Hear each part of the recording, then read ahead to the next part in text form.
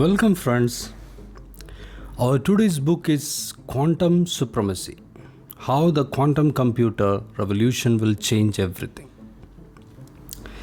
So, computer, we all know, the last one century has been so dramatically, exponentially revolution for the humanity because of one of the major invention is computer.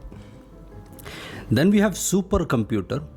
Maybe that's we imagine as something like an extreme. Then we somehow go to a particular end now because of the Moore's law and lithography. They're going to put more and more chips on this one. We come to an end where now we have to go to a quantum level. And today's topic is something about quantum computer or its invention or its presence in the new information age and how it is going to change everything around us. We have a lot of big problems which has been limited by the limitations of our thinking, limitations of our computing ability. And this book is going to explain multiple topics. We are going to talk about global warming, how it is affecting, about fertilizers, about medicine, about lot of other things. Just give you an introduction of lot of things: gene editing, how to cure cancer, immortality, artificial intelligence, and more than that. So let's get started. So to give you an example about how this quantum computing is going to help us is that it is going to tell that quantum computer can do something in 200 seconds which a normal supercomputer will require 10,000 years. So you see an exponential growth here, 200 seconds to 10,000 years. It is being told by Google Sycamore. It's a quantum computer by Google, and we have other players also as well in the game. So what is the difference between normal computer and quantum computer? A simple difference is that it is going to be working based on the rules of quantum mechanics. And what is mysterious about quantum mechanics is that your normal computer works in zeros and one, but here you can have multiple superpositions. Like if in quantum mechanics you ask about where is the position of the electron, you will tell it's not here, it's not here, it's in a possible infinite possibilities. It's a realm of possibilities which is explained by wave equations and all. So similarly, two electrons can be happen in two places at the same time, which is not possible in normal computer. It can tunnel through the matter. There is a interesting fact or things in quantum mechanics called entanglement, where the information is transmitted faster than the light, which is not normally possible in normal scenarios. So that one is going to be there. So all this instantly analyzing infinite paths, and it is going to work on that.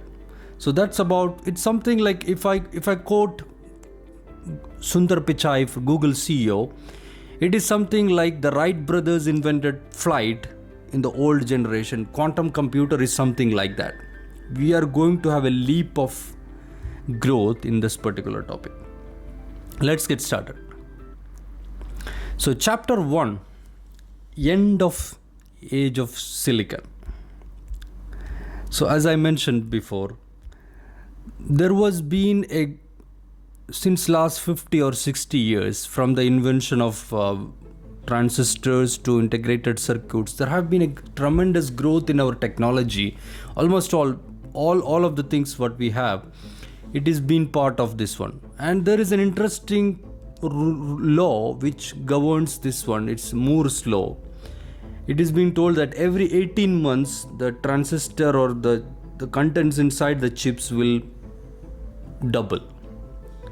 But they come to a point, if you follow our other book in the channel called Chip War, you understand that we come to a point where there is no much room there, because now even the chip manufacturer is going to giving ultraviolet lithography to just put more and more in it. Even if you look at other players in the game like Intel and all, they somehow reach a saturation. So there is, for sure there will be little growth, but there is not that much growth there. So silicon is there, but silicon is going to help not to solve all these big problems we have. But the problem is that there is no much room there.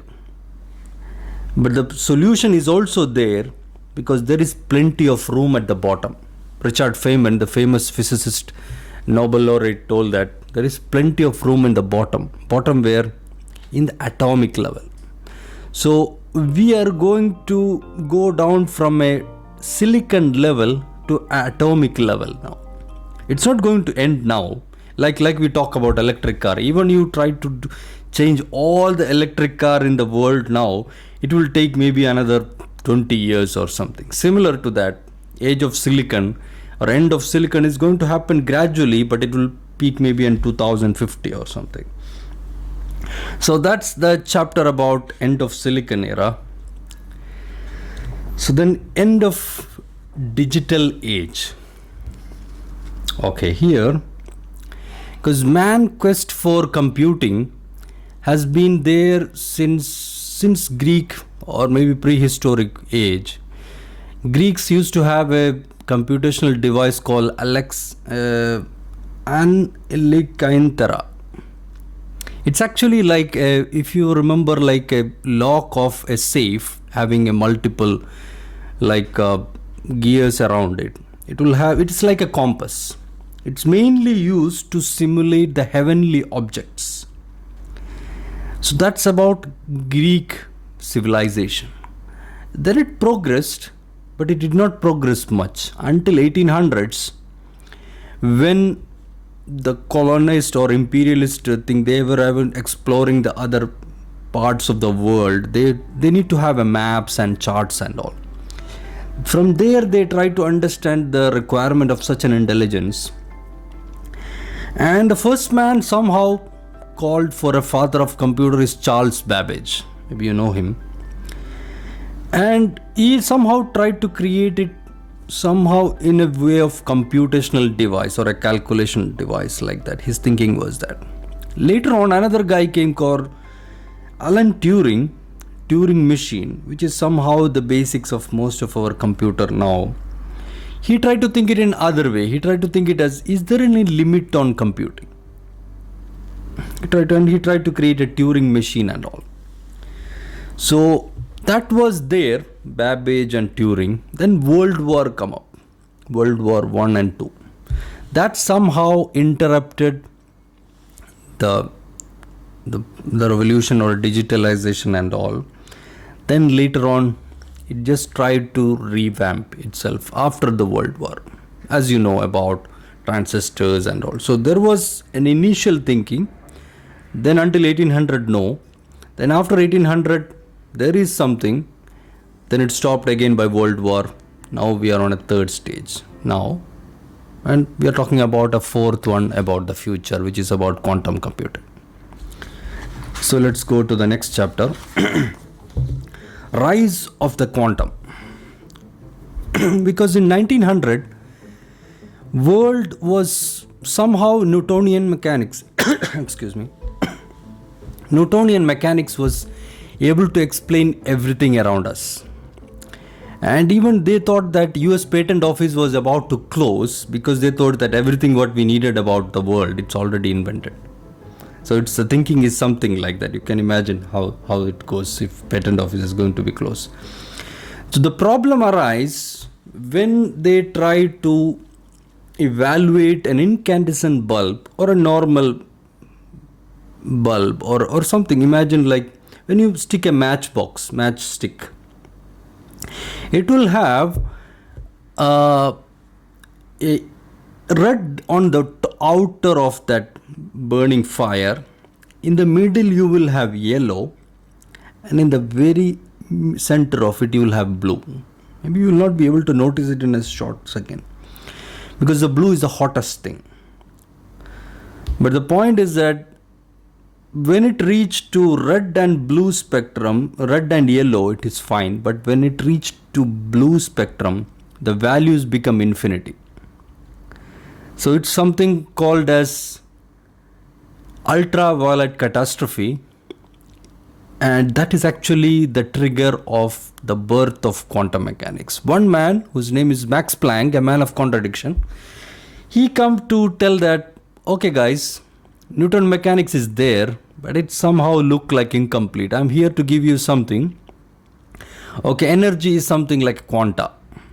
Okay, and I'm going to give you a number called Planck's constant, which is something like a very interesting number, very small number, which will only come to have its effect on a subatomic level.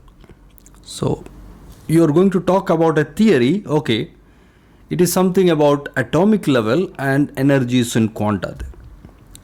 So that's somehow the start of quantum mechanics. Then another guy came, the patent clerk, or the man with the rising hair, Albert Einstein, from his patent office. He came to tell that, okay, inspired from Planck, I have an idea. The light is a dual nature. It is same time a particle, same time as a wave as well. So that somehow is an interesting factor which was just shaking lot of prehistoric or preconceived topics about science. So that was somehow, it's still in atomic level. Then they have some conflict internally because of the positions and certainty principle. I'm not going much there because this book will be too much long. But if you're interested, we have another book in the channel called Something Deeply Hidden by Sean Carroll, talking about those history about quantum mechanics. To make it very short for this book, then we have a situation where uncertainty principle and Schrodinger come to inspire the people with own question about curiosity about Schrodinger cat, where cat is alive and dead, somehow telling that electron is there or not there. The point come to position that quantum mechanical people come to a debate where Niels Bohr used to tell that, okay, you electron is there only when you start observing it, otherwise it is everywhere. So when you look at it, it will collapse and the things are there. That make how somehow split in the topic, and that was somehow the initial stage of quantum mechanics. It was too much mysterious, crazy, and all these topics was there. But somehow if you see what I am talking about now, the quantum computing, it is actually based on that. Between 0 and 1, you have only two discrete number in normal computer, but in a quantum computer you have infinite possibilities on there. You can have ones and zero at the same time, you can tunnel it, you can, as I mentioned, you can entangle it, so information can transfer fast, and most interestingly you can have lot of possibilities between 0 and 1, infinite superpositions. So that's make it computing so much fast and exponential compared to the normal computer, which was all depending about how much transistors or how much it is packed on a silicon level. So let's go to our next chapter, Dawn of Quantum Computer. So here, as I mentioned, transistor is undoubtedly one of the most important invention of our century, because you are watching me now maybe because of that. Without that, maybe we'll not be having this conversation now. Moore's law, we explained earlier, ultraviolet lithography. So we somehow come to an end. Okay, we have supercomputers which beaten Bobby Fischer and lot of things there, but we have unresolved problem about, we don't know much about what is in about the origin of universe. We don't know much about how nature make photosynthesis. We have unsolved problem because of our computational limitation. We don't know much about genome, how to cure cancer, lot of unsolved problems, and our most valuable ally, computer, or the super power of that supercomputer, is not able to help us. So Richard Feynman, in the famous one of his speech, he mentioned about talking about computer. Yes, someday you should have to think about computing at the atomic level. And he was somehow, maybe, I don't know, there is no particular father figure for this, but I would tell he is a father of quantum computing somehow. He was somehow, Richard Feynman is an interesting figure. He's maybe one of the most all-rounder genius or something like that. You can tell like that. There are many people having specialized on something, but this man is somehow a combination of a lot of things, if you follow his life. So Feynman, on his famous, on a college professor, he used to mention to him that when a ball is rolling down the hill, okay, how it take one position. What the professor is explaining is that it's like a path integral. You imagine a maze, you have all the position to reach that particular place. And you imagine you already calculated all this. Then you take the least possible action to reach there. It is called the path integral, the principle of least action. So that is somehow Richard Feynman. So Richard Feynman famously tells that the one of the most important goal of a physicist is that prove yourself wrong as early as possible. So he's trying to prove himself wrong as early as possible. He tried to reach that conclusion. Okay, path integral is somehow thing. So same path integral approach is going to help quantum computer to do this.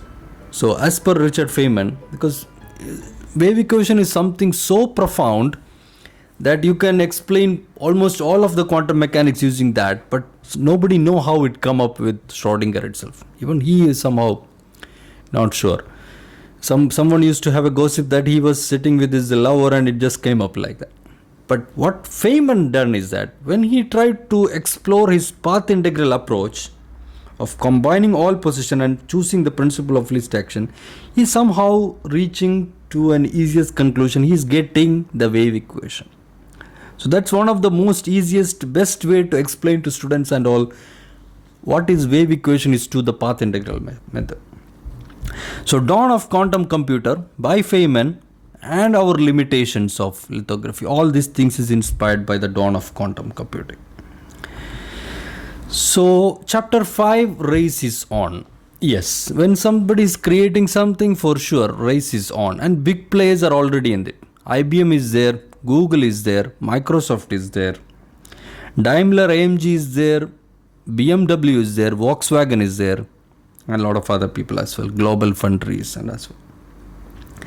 So the point is that for sure you cannot create a computer in lot of multiple ways, because you have 86 architecture, multiple other architecture, but you cannot make it in variable ways. But in quantum computing, computer for example, you can make it in most infinite ways, because anything that follows that quantum computing principle, that's fine, it will work. So any system that can superimpose the states of zeros and one and it can entangle can work as a quantum computer. That's why you can see multiple technologies there. Something is based on the picture which I have a thumbnail, that is about superconducting material, which need to be having a too much super cooled state to have that quantum computer to function, which is somehow a limitation. But there is something based on ions, something based on photonic, then there is silicon photonic based one. Maybe in the near future you will see many similar things as well. So race is still there.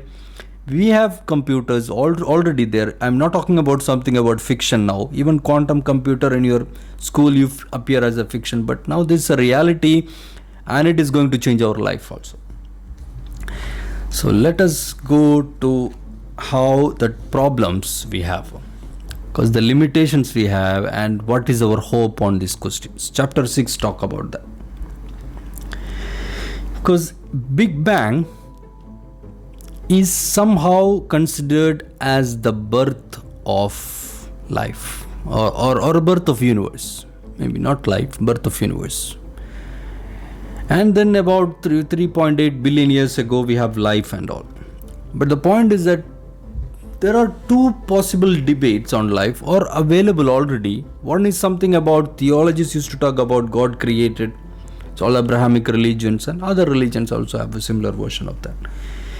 But in 1800, Louis Pasteur come and tell us about his pasteurization and all. He come to make us believe that no, it cannot be spontaneous. Somebody has to be done this. As Stephen Hawking tell in its book, in the latest book by Thomas Hertog, is telling that there is a designer behind this. So it cannot be spontaneous. And in 1944, Erwin Schrödinger, the famous man behind wave equation, wrote an interesting book, What is Life?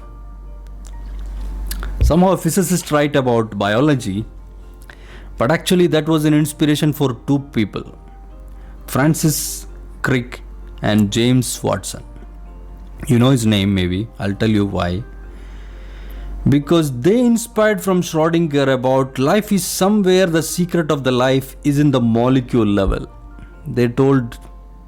Schrödinger told in his famous book. And James Crick and Watson tried to do X-ray crystallography, and they found something like a double helix structure. X-ray crystallography is something based on quantum mechanics. And they found a double helix structure, which is a DNA, which is somehow the most revolutionary topic. Then go into there, we have genes, chromosomes and all. So life is somewhere there, the secret is somewhere there at a molecular level. But we don't know much about that.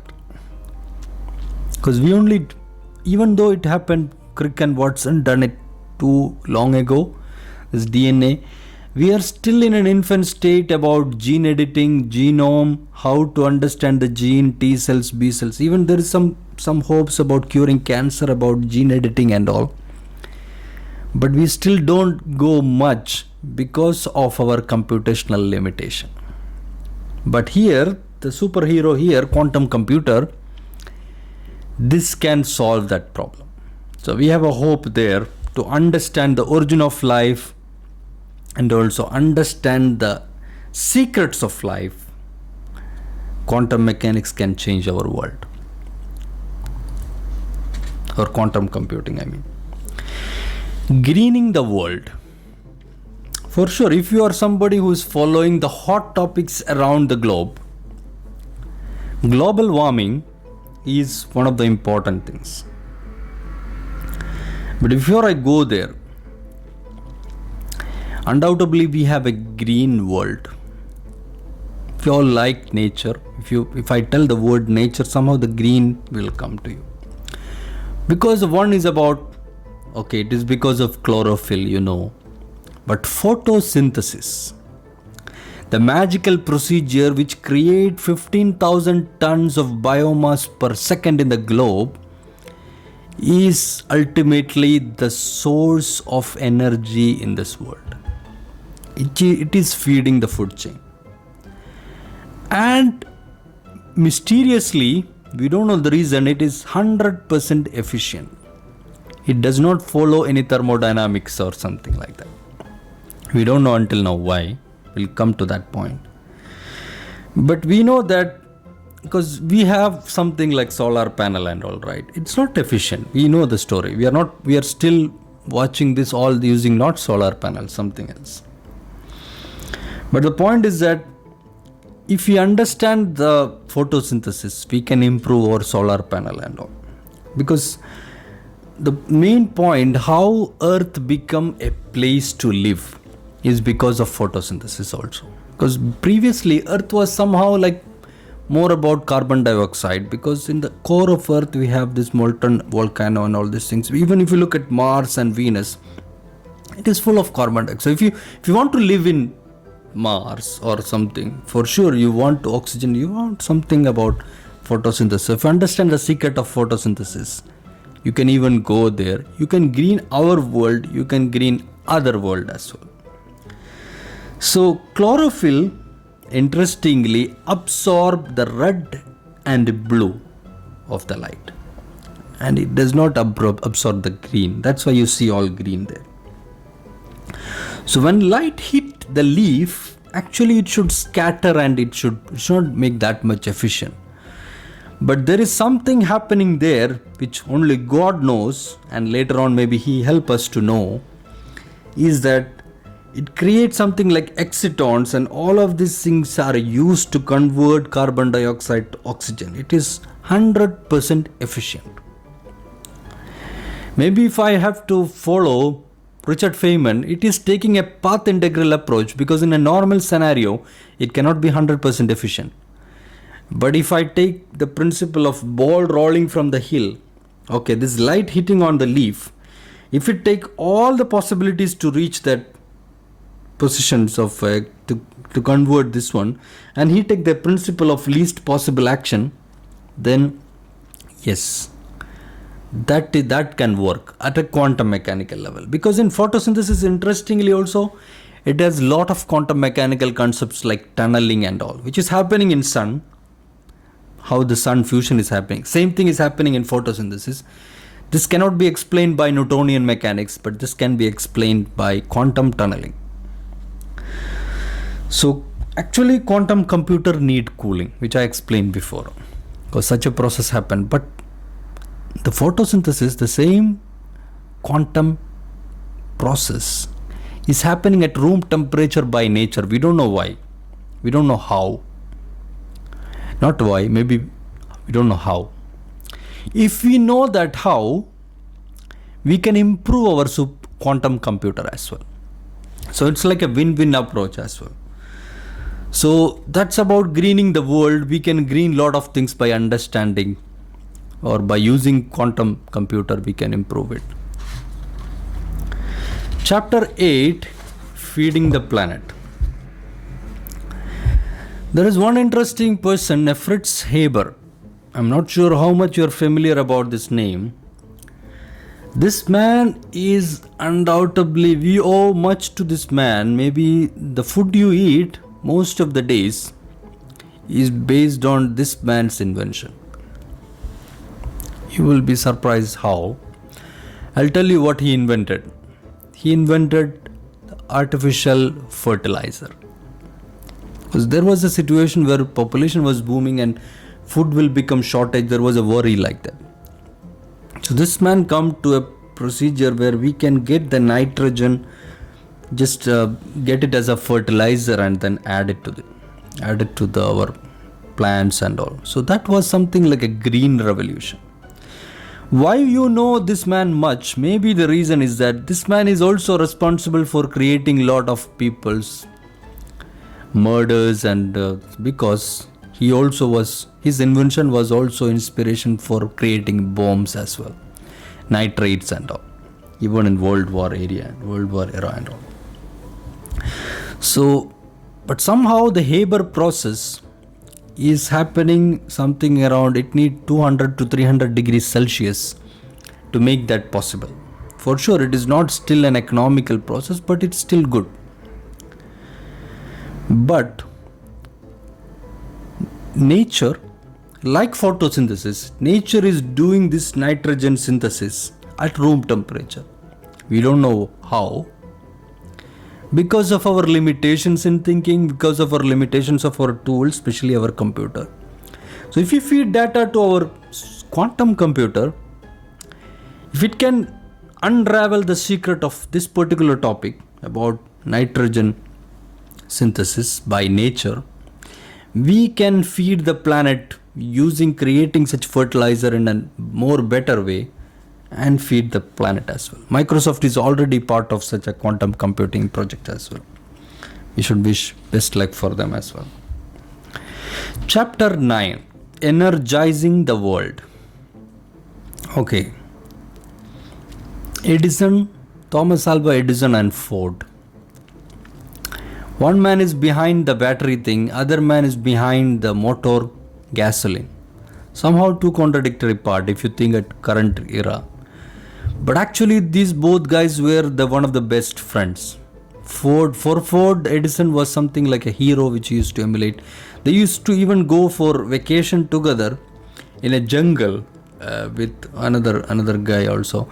So for to just have a thinking time or something like that. So what I'm coming to a point is that we are still depending on gasoline or petroleum products. Okay, we think about electric cars, okay, electric things and all, but we still, the energy density or energy capacity of these batteries and super lithium ion battery or anything, it is not even reaching the capacity of that particular volume of gasoline. That's why we are not able to rely on it. So energy density in the battery is very less, even though for sure lithium ion battery was something with using cobalt and all. We have a book in our about the cobalt red and all, which talk about situation. So lithium ion battery was somehow more efficient.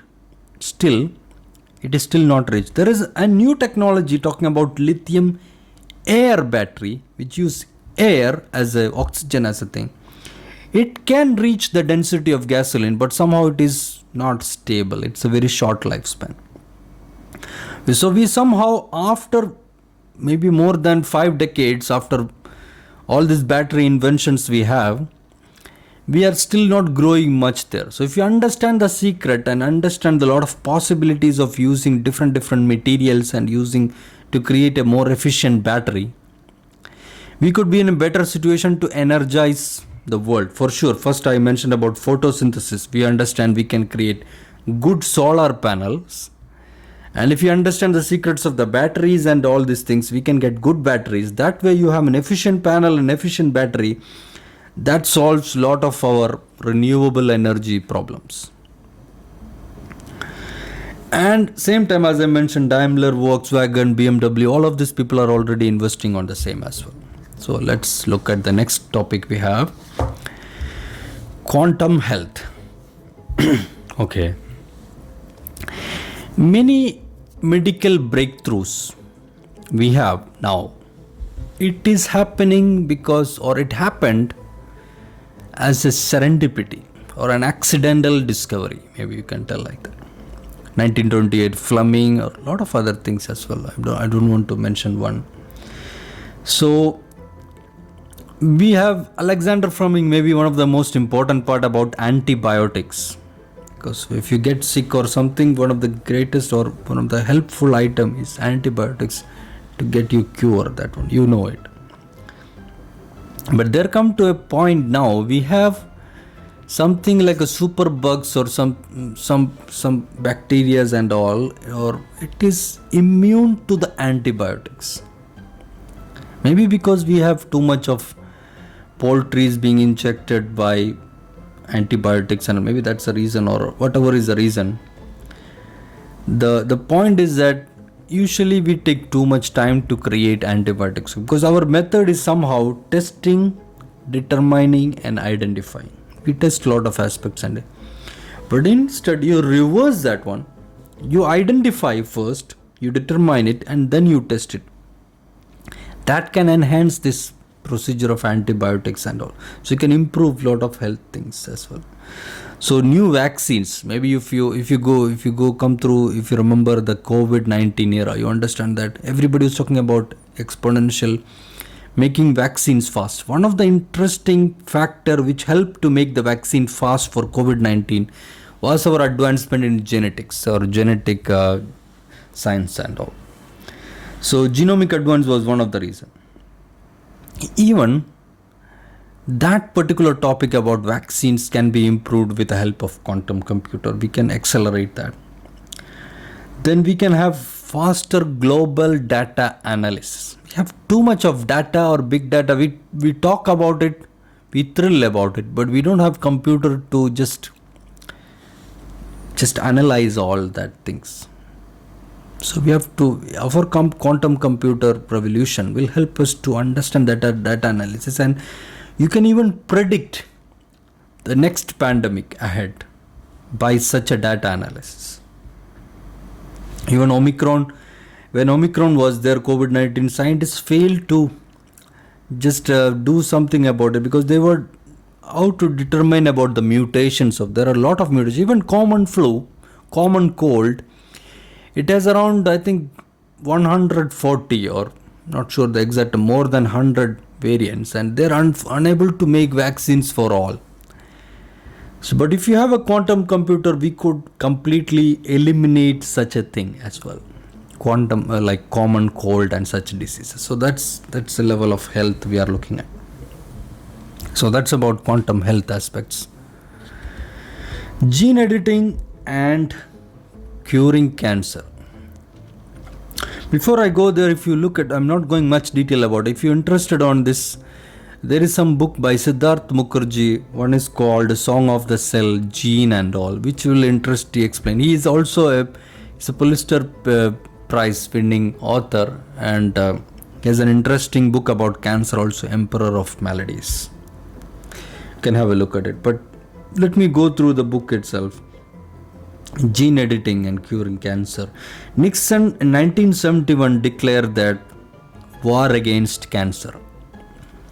But you know now, Nixon failed. American President Nixon I'm talking about. Cancer is somehow a disease of genes. And actually, it is not at all a disease. Somehow science come to a conclusion in that way now. It is a mutation.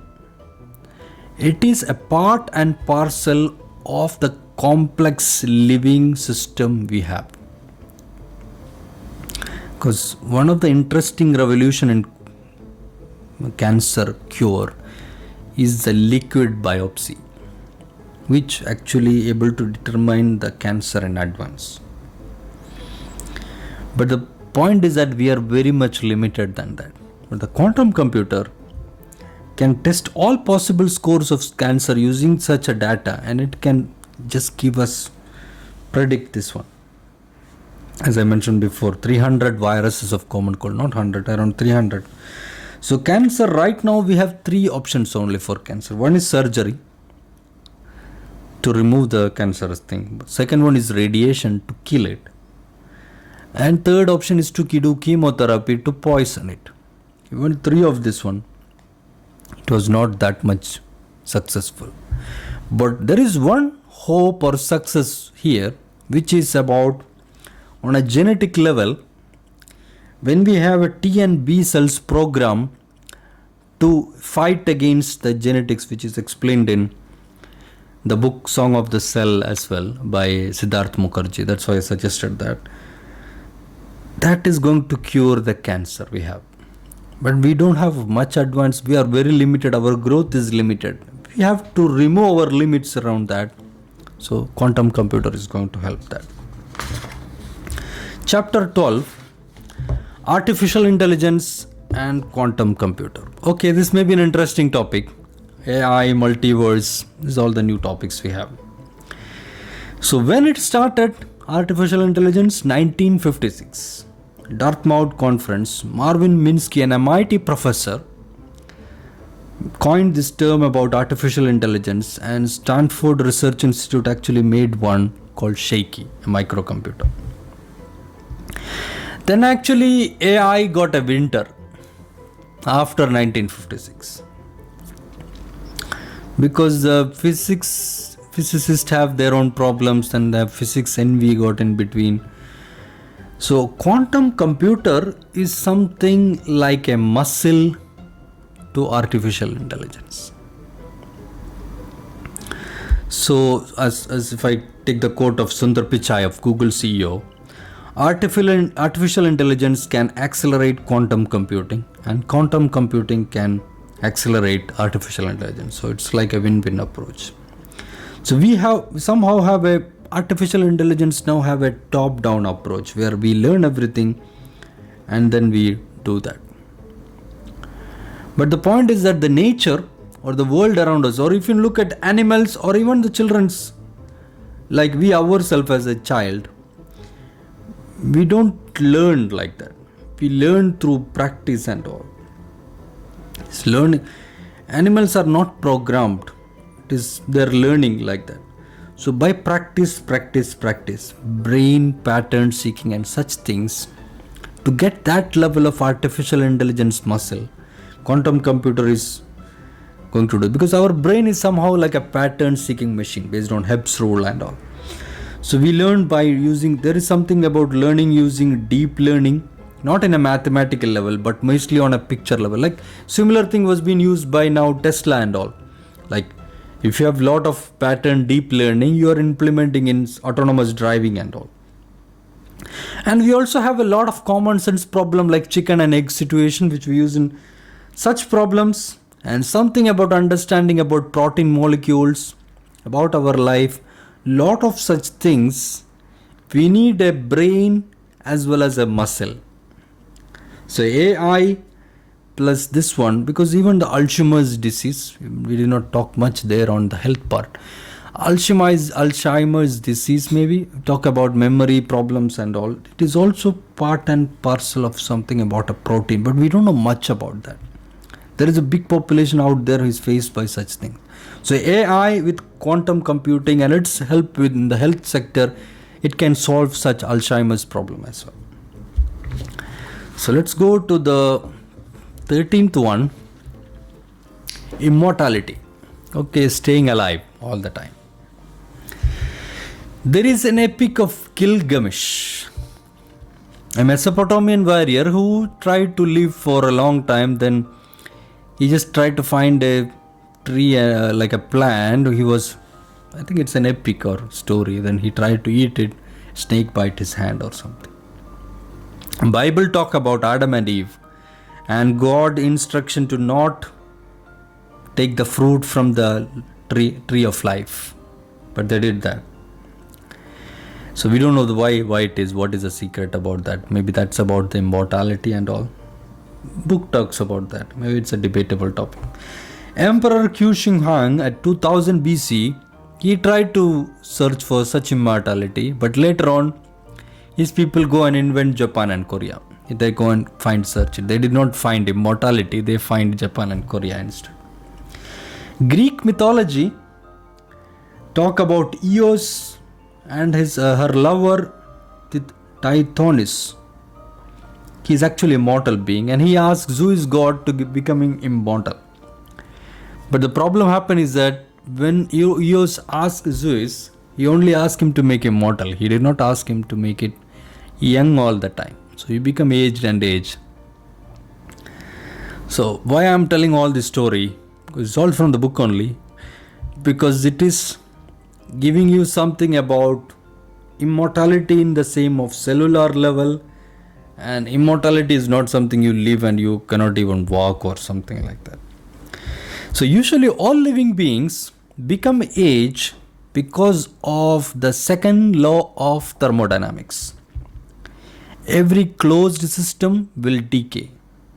If it's a big system, it will have. So that's why smaller beings have smaller life, elephants have big life. But somehow there is a loophole on this system, because somehow it is not happening exactly as per thermodynamics, when we ourselves is contradicting to that.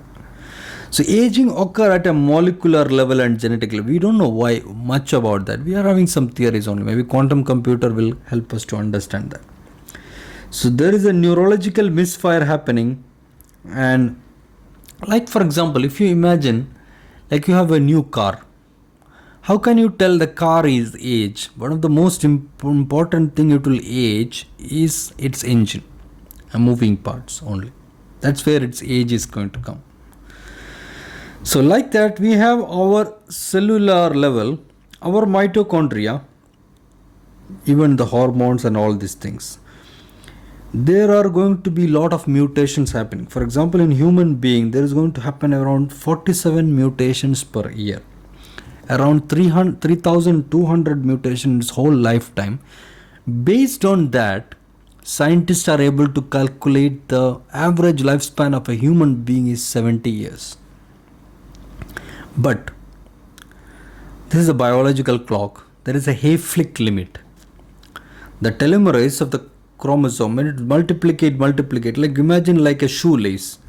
You try to multiply, at some point in life it cannot multiply anymore. It loses its tip. That's a telomerase effect we have. So if you can restore that one, we can do that. We know the stem therapy. I'm not going much there. There is also a caloric restriction which we can set by using quantum computer, where we can eat less and live longer. I don't want to eat less now, but let us wait for quantum computer.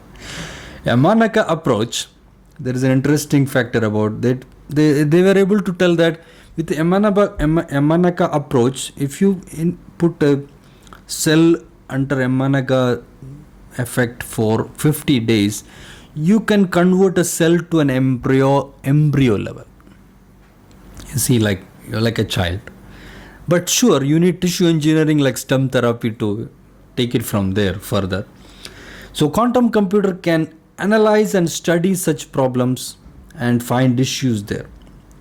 Also, an interesting factor is that you can be immortal biologically. We are talking about biology so far, but we can be immortal in digital as well. Like you have a lot of dead people even keep the brain of Albert Einstein somewhere. And we read biographies and all. But somehow, what is the possibility of making such people real? Our current computing facility cannot be able to enable such a level of data pooling. Is not possible. But with a quantum computer, you can have Churchill, Lincoln, Einstein, lot of such people, Napoleon, all of these people can be alive and they can tell our story. We can go back in time, or we can create the fiction using such digital immortality as well. Global warming. Okay. It is an interesting factor. You know about it. Maybe you are experiencing it already. Your climate is not predictable and all these things. We have COP28, lot of things as well. Carbon dioxide and temperature. It is, so far we thought about it's not our problem, but it's somehow becoming our problem as well. Like not a continental problem, not a nationwide problem. It's becoming a personal problem as well. The years between 1983 and 2013 is considered to be the hottest year in the 30 years in the last 1400 years.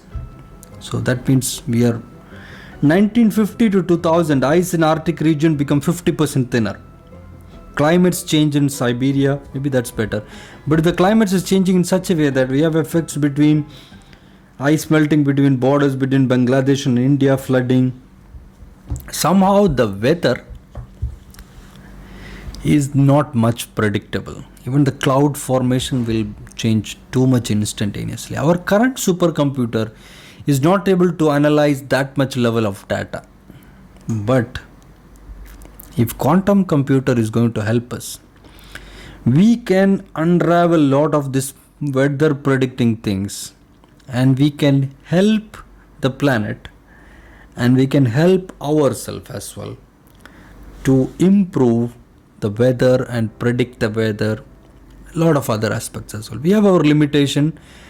We are trying to reduce our warming using electric vehicles and other things as well, but we are not reaching anywhere much with that. So that's about global warming. It's going to solve there. Sun in a bottle. Sun, without a doubt, is a glowing ball of fire. The secret of it is nuclear fusion. It is combining hydrogen atom together to make it helium, and the less of that, based on Albert Einstein, E is equal to mc square, it is giving you energy. But the whole of that thing, it's happening in a quantum mechanical level as well. We don't know much about that. So hydrogen fused to make, but the nuclear energy, because we have energy problem, right? One of the longest energy or high energy we can have is using nuclear reactors and all. But what we are using now is all nuclear fission. We are splitting the atoms and getting the energy by uranium, plutonium and all. And it has much waste and it is not that much efficient. But the point is that if we have fusion, we can be more efficient. But the problem is that the current fusion theory we have, or fusion, you have to have a plasma level of heat to achieve that. But in stars, in universe, the atoms, the hydrogen just compress, and it is star glow itself. Nobody is going there and creating any plasma there. Because gravity is unipolar, but our sources we have, electric and magnetic field, they are bipolar. That's one of our another problem as well. So if you understand, because right now there is such advancement, if you follow the recent news, China has recently just published something about, they have created about something about, I'm not sure about the exact time, is it 5 seconds or 1 minute or something? They are able to succeed in that part. So sun in the bottle is something like, you can take that fusion to a small bottle and you can energize maybe a continent using that. So our limitations of understanding about nuclear fusion and its methods can be resolved by quantum computer help, and that way it can solve our energy problem. So that is an important hope as well. Simulating the universe. Okay, before Galileo Galilei, we don't have much to know about the universe. But the telescope is single-handedly one of the most interesting artifacts which a human eye can occupy. It gives us an opportunity to see the whole universe in a different level. Then we have Hubble telescopes now. It can see 100 billion galaxies and all. So we have an astronomical size of data around the universe. Even we have Hubble telescope, James Webb and all. We don't have that much level of computing capacity to understand this universe. We are trying ourselves, but we have our limitation at a silicon level. So we have cosmic shooting. Carl Sagan used to tell that our Earth is something in a cosmic shooting position. Any asteroid hit can just easily take the thing. So we should be a 2-planetary species as per Carl Sagan, the famous astronomer. So there are 5,000 exoplanets. Each of the star you see mostly in the sky, it have planets around it, but we don't know much about it. But in the Milky Way itself, there is 5,000 exoplanets. They are telling 20% of these exoplanets will be similar to Earth. That means it is not like Earth or Mars. You can live many of that places in Milky Way. But limit is our computational and our understanding, our reachability. Even the 49 satellites, 40 of the 49 satellites was being hit by the radiations on the stellar level, and it damaged our satellites as well. So we don't know much about the life cycle and evolution of star. We are making theories and all these things. Even we don't know much about black holes. Our understanding is changing. Our theories by Albert Einstein, and they are not still efficient. Also, the most mysterious thing in the universe is that almost 99% of the whole universe is made up of dark matter. What you see as matter is here nothing. You are not even 1% of that. So that dark matter, we don't know much about that. And we are not able to think using our supercomputer. But our new figure here, quantum computer, is going to help us to understand such aspects as well. So just our universe and our quest for universe. And the last chapter here, this is the author actually, Michio Kaku. Interesting figure. He has a lot of other books as well. I'm just trying to put his book because it's a very interesting book. So I thought to put his picture as well here. Day in 2050. It's a fictional thing.